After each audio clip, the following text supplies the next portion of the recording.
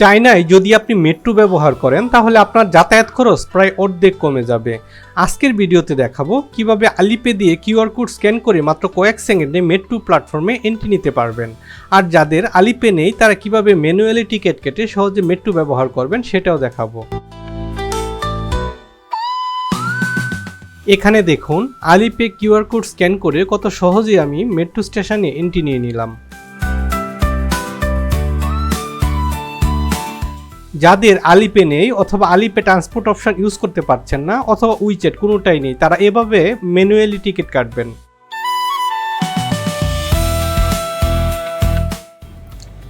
এখানে দুইভাবেই করা যায়, অটোমেটিক আলিপে বা উইচেট দিয়েও করা যায় অথবা ম্যানুয়ালি টিকিট কাটিয়েও করা যায়।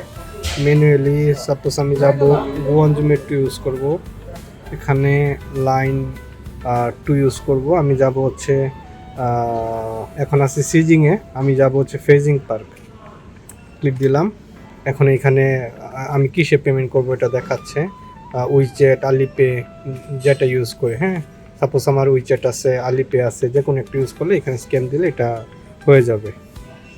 এটাই হচ্ছে তারপরে এই যে নিচ দিয়ে এখানে ইয়াটা বের হবে আর কি, টিকিট।